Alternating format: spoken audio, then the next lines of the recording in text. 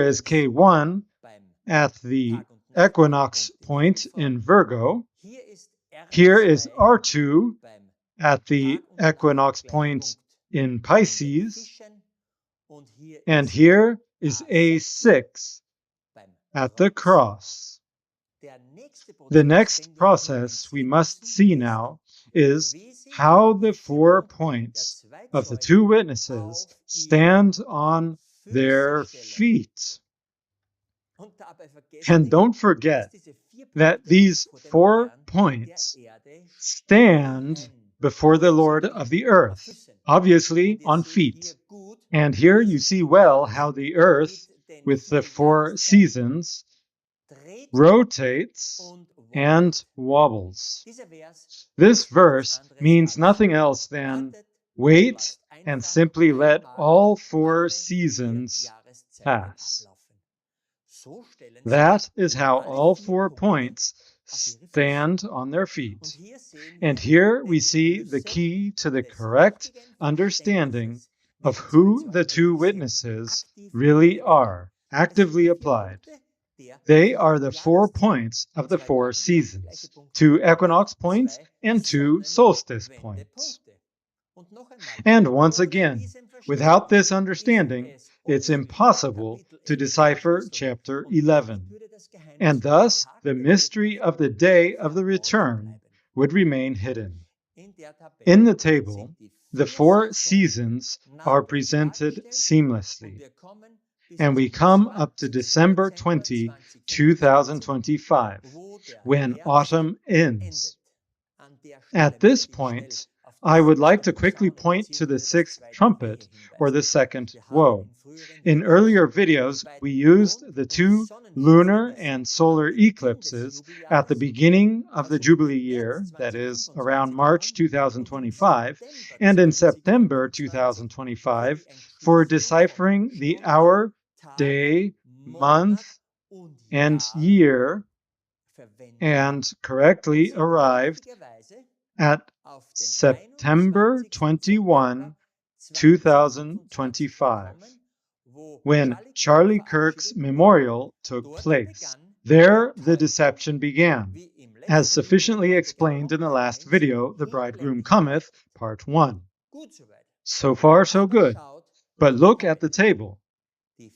The 4 points also bring us to the same date. Here, again, is September 21, 2025. The previous option was not so bad, but this one is certainly the better and correct one. Back to Revelation 11. The next event we must see in the heavens is the loud voice at the end of the process of standing on their feet. And on December 21, 2025, one day after autumn ended, of course, the sun was exactly at the solstice point at the cross, which gives the loud voice. There, the Father is also depicted as the central black hole of our galaxy, Sagittarius A star. You remember. And again, the timeline is without interruption. So it should be. But this call must quickly be carried further to the 4 points of the two witnesses. Only the swift runner, the moon, has already passed the solstice point. It has effectively heard the call, but must still make one more round until it reaches all 4 points, including the cross point again. The last of the 4 points was informed of the loud call on January 16, 2026. And do you remember what was first understood or revealed by Brother John on that day? Exactly. The very date for the midnight cry that we presented at the beginning of the video. February 27, 2026. Can you see that the Lord is time? Well, How do you think it continues? And what is the ultimate task of the two witnesses now? Here again is the table with the dates, where the moon approaches the 4 points. During this time, the two witnesses, as the 4 points, ascend into heaven. And that describes the climax of their work, to proclaim the deciphered mystery of Revelation. And that is called proclaiming the true midnight cry. That can only be done when one has unlocked Revelation with biblical astronomy and discovered the date of the return. That is the time when the message of the fourth angel shines the brightest. That is the point when the Reformation that began about 500 years ago is successfully brought to completion. You see that this ascending into heaven must be completed by February 12, 2026 at the latest.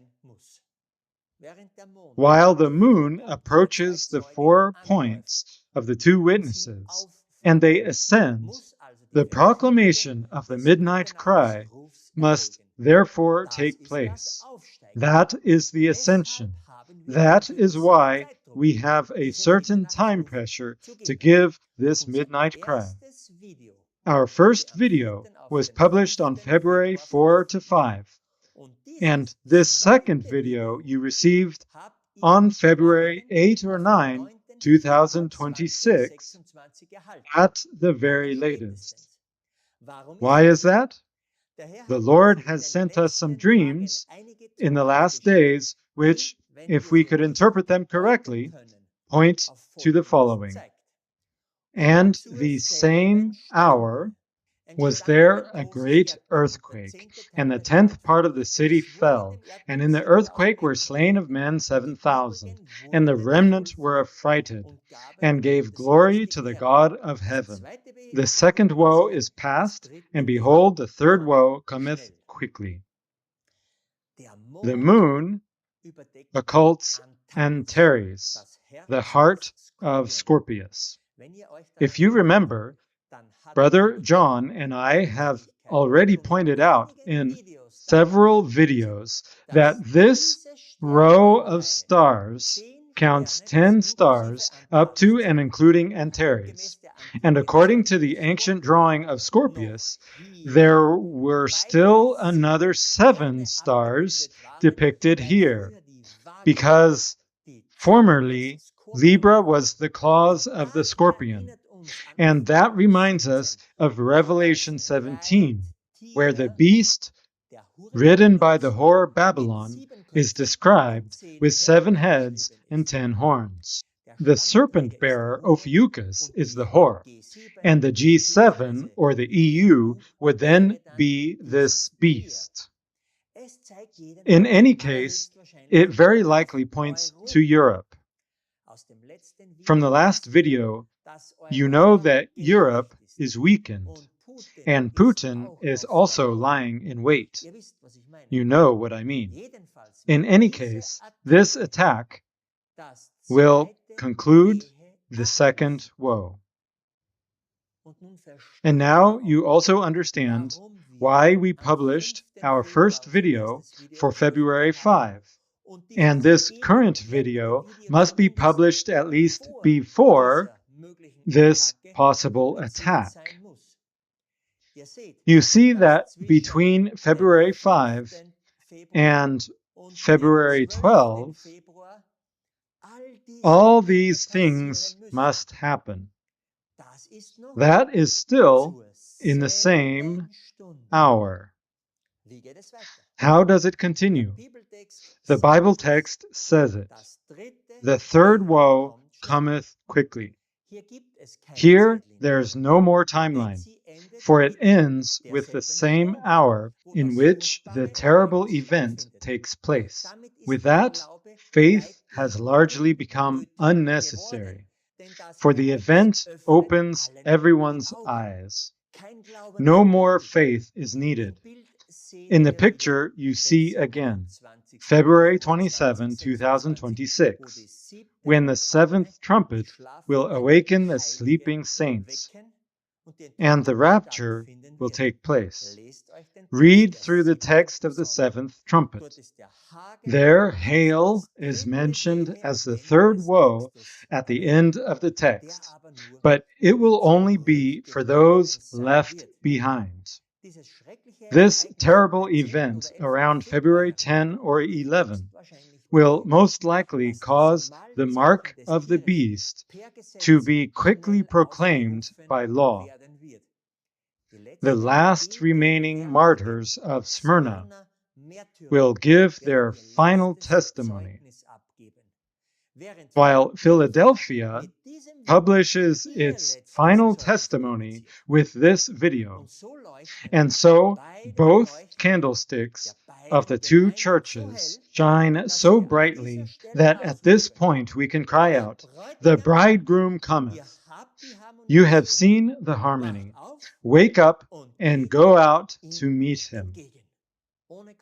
Without comment, I show you two slides that once again depict the entire timeline I have been allowed to explain so far in full.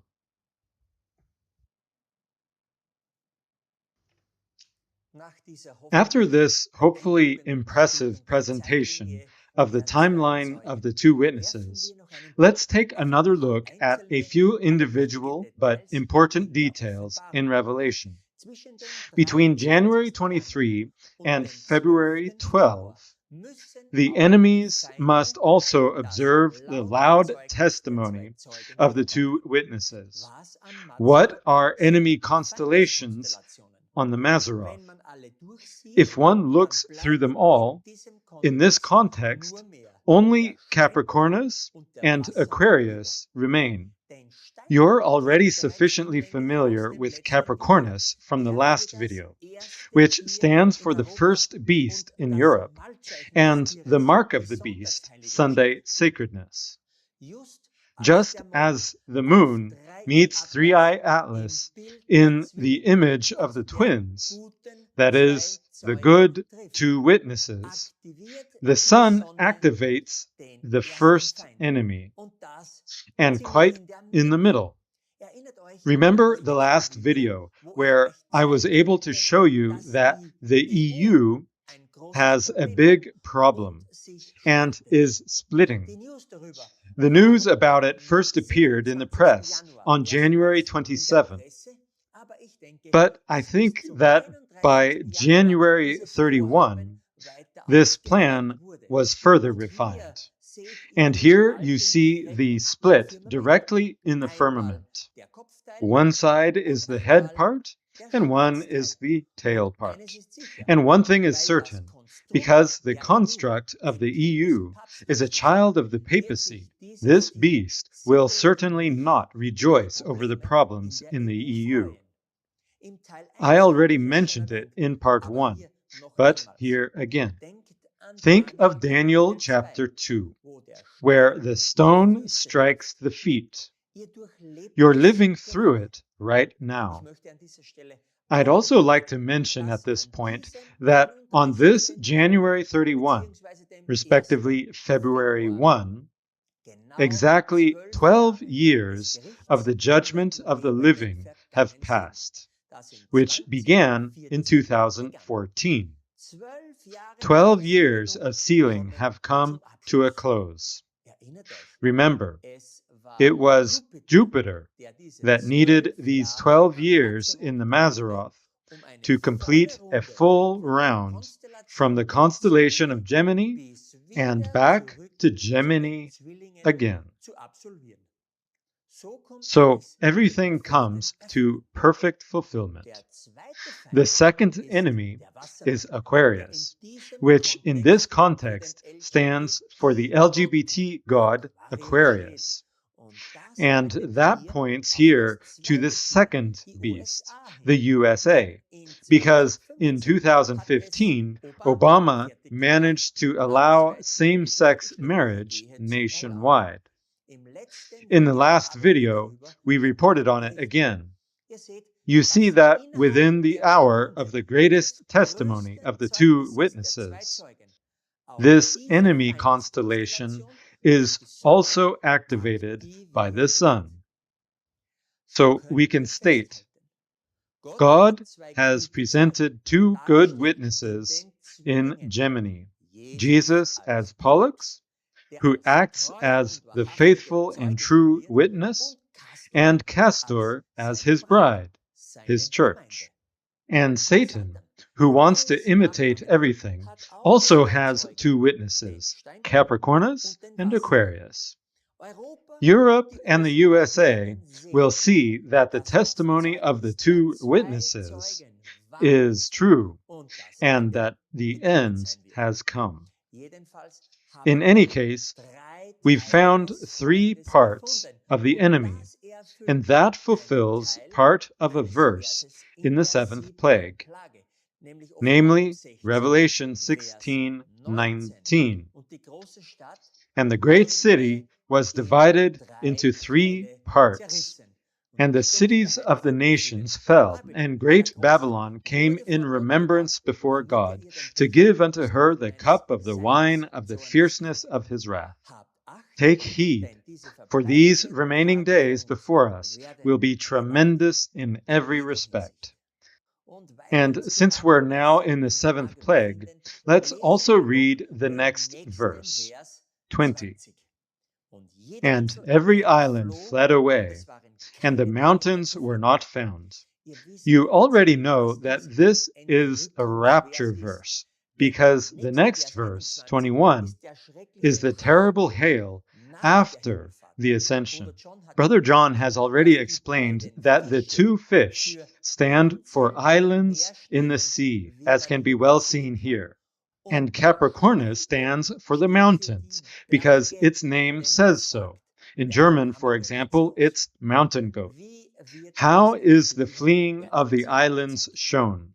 Here, through Mercury, because just on February 27, it goes retrograde and turns back before the lying fish and flees. But it's still in the constellation. And why are no mountains to be found anymore? Because at the same moment, Mars has just left the constellation of Capricornus. Spot on, I would say.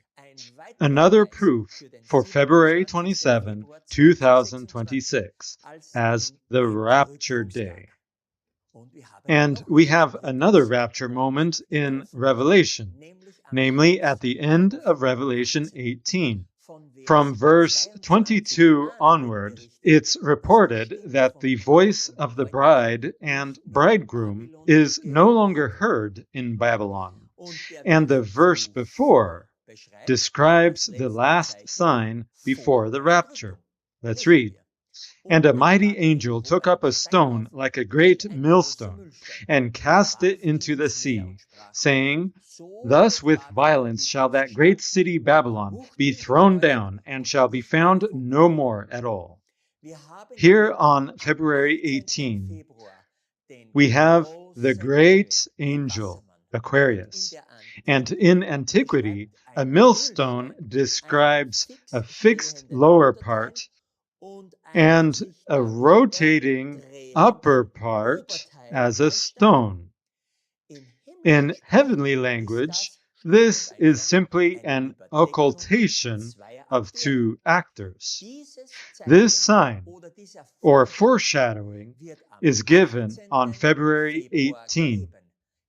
Here we have Mercury, and the moon exactly occults it when using a location in the USA, in this case, Florida. I think that says it all. It's the last certain sign in the third hour of Babylon's fall, as the sun entered Aquarius, and the great city will certainly